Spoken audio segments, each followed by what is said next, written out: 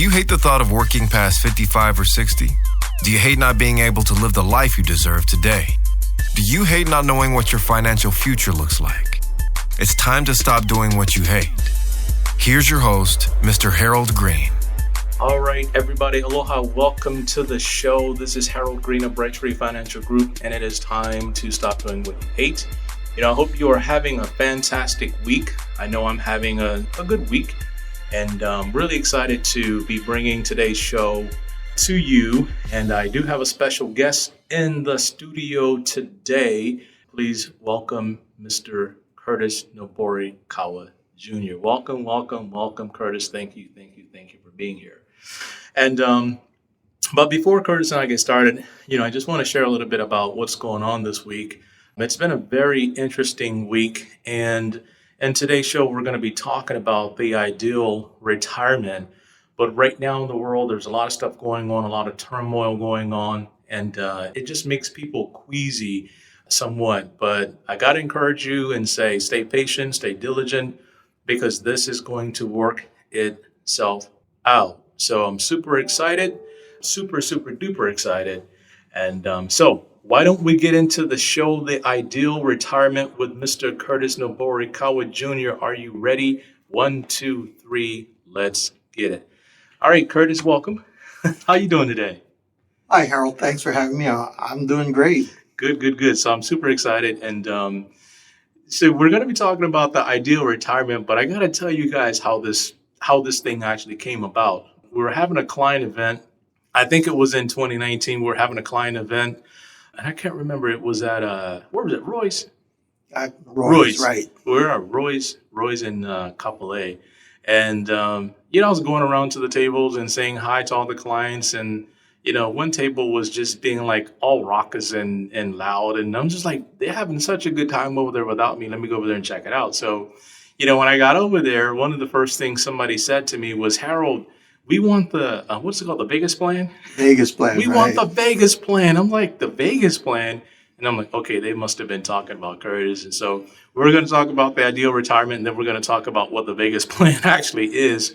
And so I want to get into it with Curtis. And so Curtis, again, welcome. And the first thing I want to know is, when did you decide to retire? Well, I decided to retire. I always knew one thing is that it would really depend on when my kids got out of college. Yep. That was the first benchmark.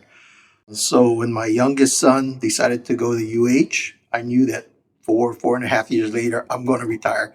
And that's what I did.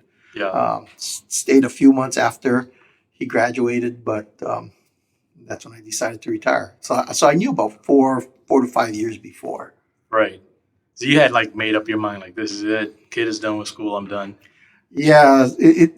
For me, I knew my plan. I just didn't know when I was going to execute my plan, but I knew that when my youngest son graduated, that was it. And I knew that for 12 years, 14 years before. Wow. So that's a long time. Nobody really thinks 14 years out, I'm going to retire in 14 years, right? Most people don't think like that. Well, I had a weekly countdown on my whiteboard that everybody knew about it. Actually started, I guess, at 620 weeks. 620 weeks. Yeah, so about 10 years. That's someplace amazing. Around there. That's amazing, right? So talk to the audience a little bit about your background, your professional background. What did you do while you were still working? So I'm an electrical engineer by education and by trade, I guess. So I started working in electrical engineering about 81, yeah. And then I moved over and I started working for the federal government over at Pearl Harbor at 84. And then I spent 32 years there, and that's where I retired from.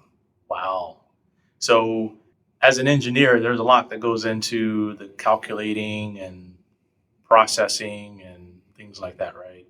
Yeah, pretty much. Yeah, a lot of numbers. A lot of numbers. Did you kind of apply that same concept to planning? Sort of. Yeah. It goes actually before that. Okay. I don't know if I ever told you this story, but even when I was in high school, I always felt that Social Security system would go broke by the time I retired In high school? in high school. So we're talking 74. Oh my So- God. So in my mind, Yeah. I never envisioned myself being dependent on Social Security. So it was always investing, Right. investing for retirement. So as soon as I could, the federal government had this really neat their savings plan. Right. I started right away as soon as I could, Right. putting it in, and I did that for 30 some years. And even before that, when I was in private industry, we had the good old IRAs, $2,000 max. Yep. Yep. I think that started in the 80s, like early 80s. As soon as I could, I was putting in $2,000 a year. Right. Specifically because, again, I was just certain that Social Security wasn't going to be there and I wasn't about to depend on that. Right. Right. It's funny because you had the presence of mind to think about like something like that, something as far away. You couldn't get Social Security until like you're 62, and you're thinking like this in high school as like an 18-year-old kid. I mean, that's some pretty heady stuff. I always thought my biggest challenge is that I'd have to live to be 62. Oh my So You made it. I thought that, that was the challenging part. But yeah, I made it. And so, man, it's, now I'm just going to look forward from there, right? Right. So I want to talk a little bit about how we first met, because I think that's very interesting, how we first met and things like that. So I think it was at this restaurant called Willow's here in Hawaii was it Willow's? No, actually, the first Was time. it Dave and Buster's? Dave and Buster's. Dave and Buster's. That's, I forgot that. Yeah. And We had a client event at Willow's. That's Yep. right. Yep. So we met at Dave and Buster's, and it was a breakfast on a Saturday morning. Yep. And it was for what, college, right? Yeah. Because College. you had already had the retirement part figured out. Like, Right. Actually, I already had I had 529. So yeah, that's right. You had the yeah. 529s, you had everything. So what was it that made you come check out the Dave and Buster's event? To be perfectly honest, Harold, it said free breakfast. Free And so breakfast. I talked to my wife and I said, "Hey, look, free breakfast. Let's go grab a free breakfast." And to be perfectly honest, I just figured you're going to stand up there and talk about all the normal stuff. Hey, I can help you fill out the grants and everything like that. You started talking about your insurance policies and Plan, strategies. and that was different. I remember telling my wife, "Hey, this is not what I expected." By the Right. way, the breakfast was continental breakfast. Not It that was great. right. Not that great, but Yep. Sorry, Curtis. and that's why, because it was something I thought was unique Right. that we signed up for. You had, and I think you still have it, that first session free. And I know that after the first session, my wife was still skeptical, Yep. so she didn't go right away. But I said, "Hey, I'm willing to give it a shot." Right. And so I gave it a shot. And it wasn't like high sales pitchy or anything like that. It was No, not yeah. at all. Not at all. And laid back. that's one of the things that kind of drew me toward you, is that as long as I've known you, it's never been about, hey, you have to do this, you have to Right. do this, you have to do this. Right. It's always, you'd always ask what I want. Right. And I would, we talk, and then from there you'd formulate the plan. And I think that's one of the things I tell people about that, I really like working with you because you take the client's interest and try to mold your strategy to the client's interest. Right. And thus the Vegas plan. That's the Vegas plan. And so we're going to talk about the Vegas plan in a little bit, but the main strategies we use were a combination of different things, like the bank on yourself strategy was one of the strategies we used. And then it kind of morphed into everything that it is like right now. We've used annuities in the planning partially, and now we're in the market. So everything is just kind of tied in. And I know one of the biggest things that you were talking about was whether or not to pay off the house before you retire. But I don't think we actually paid off the house per se. We did what? A line of credit? Yeah, so part of my strategy was I wanted to be debt free when I retired, and I was moving there, and as far as my financial position. And Right. when I retired, my mortgage was down to 20 grand. Yeah. I would pay it off in less than a year. Right. And then we extended our house. Yeah. We did an addition. Yeah. And so one of the things I tell people is that about a year after I retired, I was in more debt than I've ever been in my life. Right. But I didn't really take out a mortgage. I took out a home equity line of credit. Exactly. And I've been taking advantage of the low interest rates Right. ever since. So, I know I did a show a while back about paying mortgage versus no mortgage.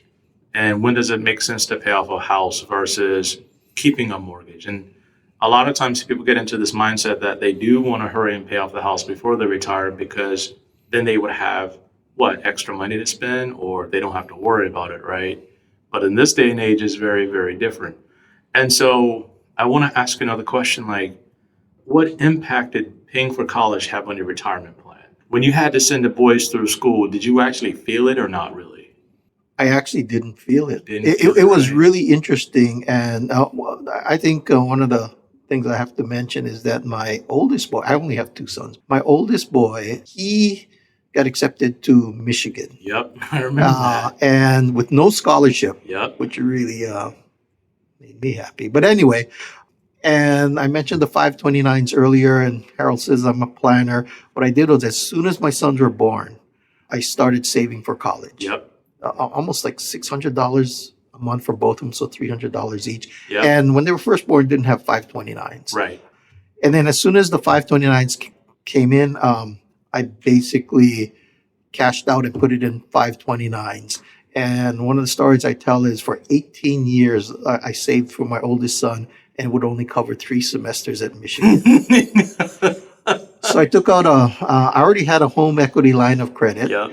And the other part of the story, he graduated in 2008. Mm-hmm.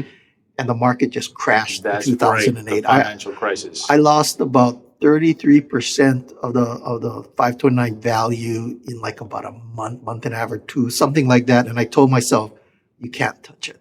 Yeah. You cannot touch it. So what I did was for the first 2 years or so, I paid for his tuition with a combination of home equity loan and my current salary, because my plan was always to pay for half of the tuition with the 529s and the Yeah. other half with current earnings.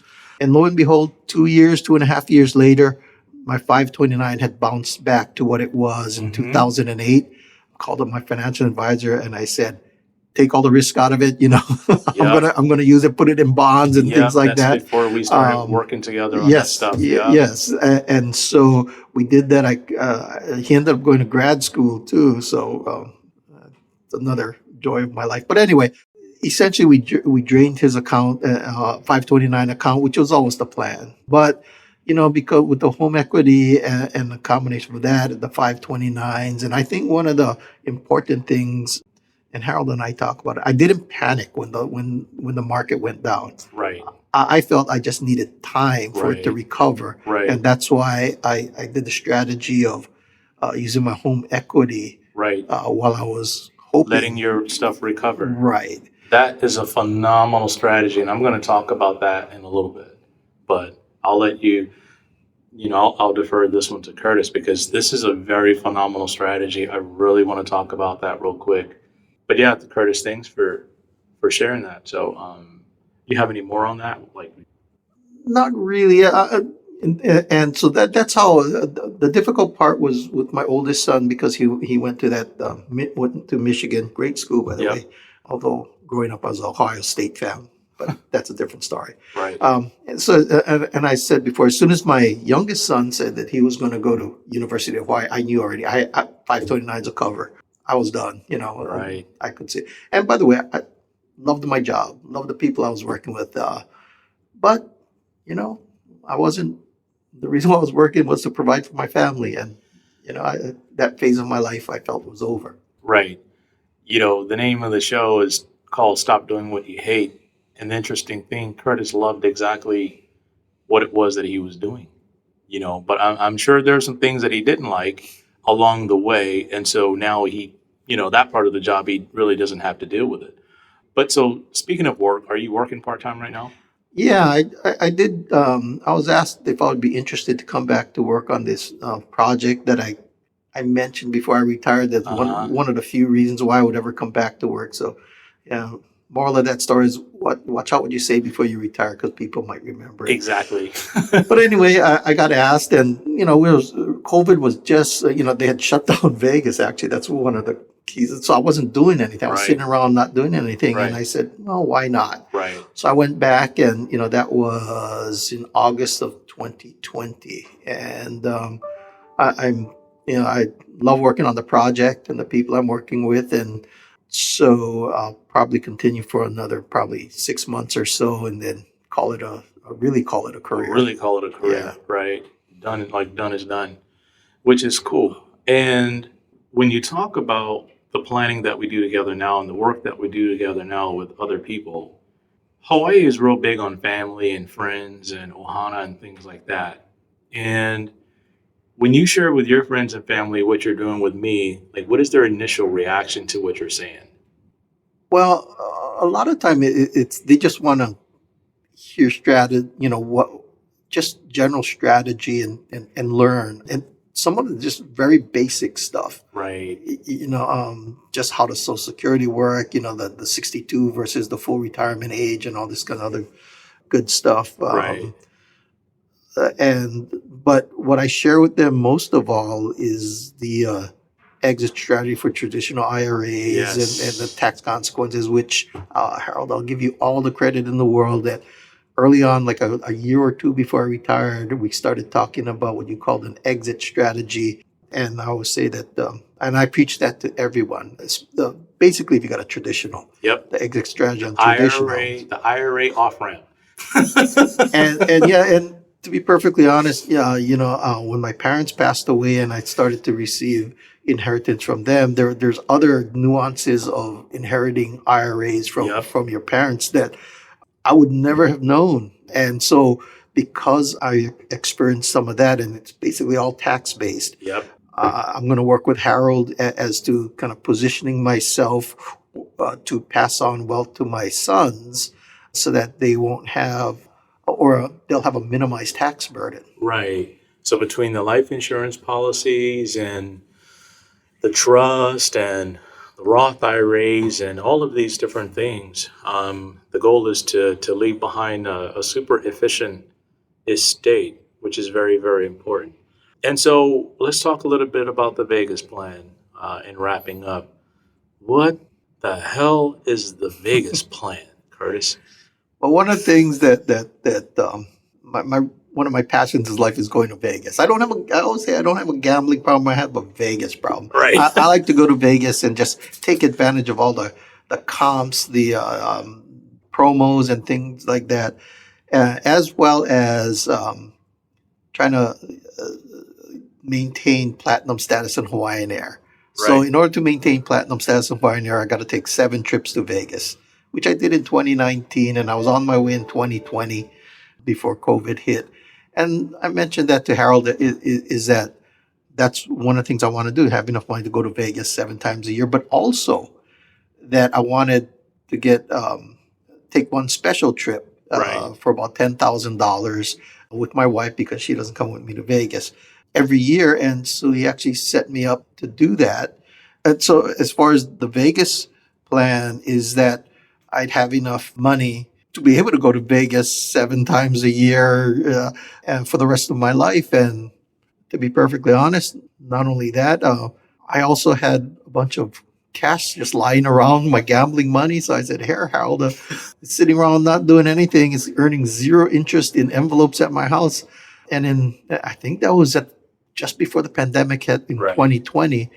And if I look at the value of it now, basically I would have hit like 3 or 4 royal flushes. That's the amount of money I made. Just have Harold manage it. So now I have even more money to go to Vegas. So that being said, I'm leaving for Vegas in about 3 days. But Yep. and the other strategy is, as far as I'm concerned, as much as possible, I'm flying first class. Exactly. There we go. All the way. All the way. And that's how you do it. So basically the ideal retirement is building the kind of plan that would allow you to enjoy your dreams, your goals, and, is it lavish? I mean, at the back end of it, maybe, but you got to think about the beginning of it. Somebody who said at 18, Social Security is going to be dead by the time I get there, if I make it there. And then to start putting aside, and I'll give Curtis credit, one of the things he probably didn't do is he didn't splurge on a lot of things in life. No? I don't think I splurged, but I didn't deny myself. Right. I have a bunch of hobbies, Yeah. and I look back and I can honestly say, well, I didn't splurge. I just felt that I didn't buy unnecessary things. Exactly. That's what we're talking about. Yeah, but I didn't deny myself. Right. When I was working, I didn't go to Vegas 7 times, but I did go about 4 times a year for about 20 years. See, that's pretty cool. You were able to do all of that, work with me, put the planning together, send the boys to college, and amass enough money that, what do we call it? The angel fund? The angel fund, because when I was first thinking about retiring, you always wonder, how much money do I really need in retirement? Right. Sat down, talked to Harold, and I realized I'll never be able to spend all this money. Even going to Vegas 7 times a year, flying first class.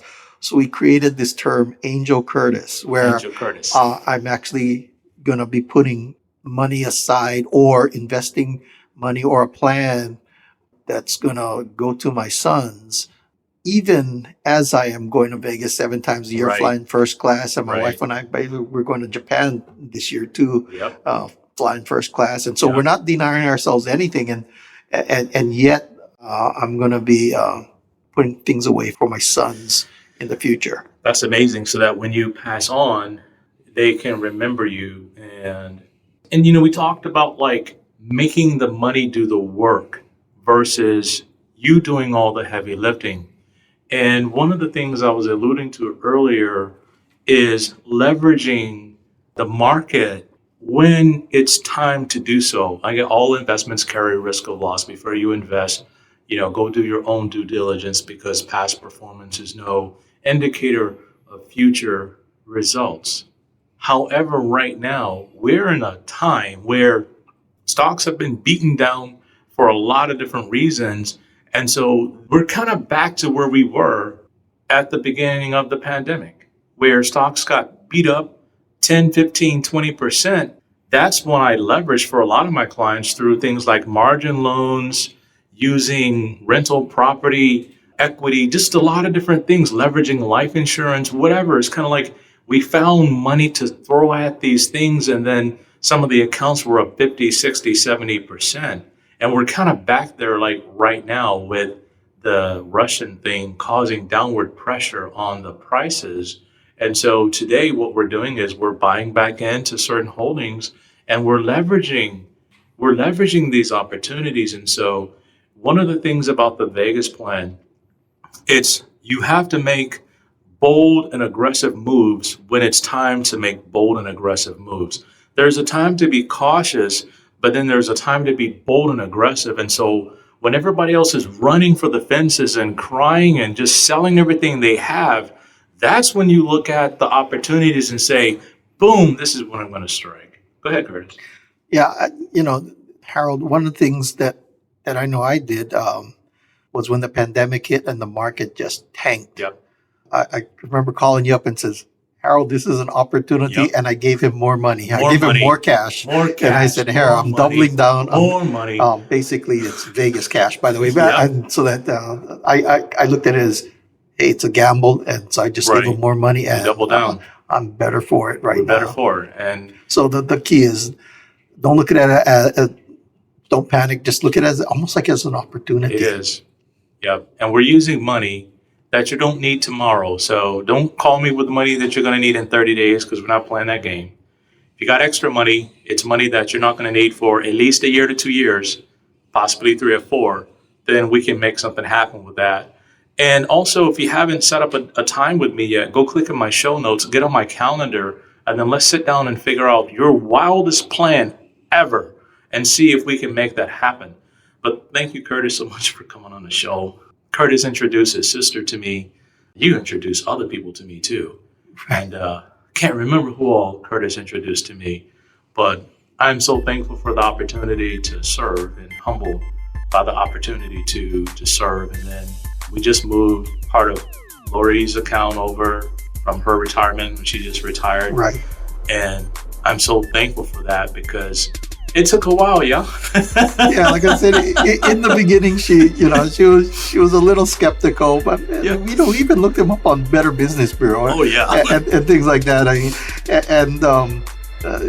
well, that was 2008, and she finally came around and says, "Hey, because I keep on telling her how well I'm doing, and how, as far as rolling my TSP, my thrift savings plan into the IRA and things like that." So she finally did it. She finally rolled over her TSP with Harold. So thank you very much for that. And so excited. Thank you very much, Curtis. Looking forward to hearing about your adventures out in Vegas. And if you hit it big, we know exactly what to do. So until next time, everybody, 1, 2, 3, let's get it. This is the podcastfactory.com.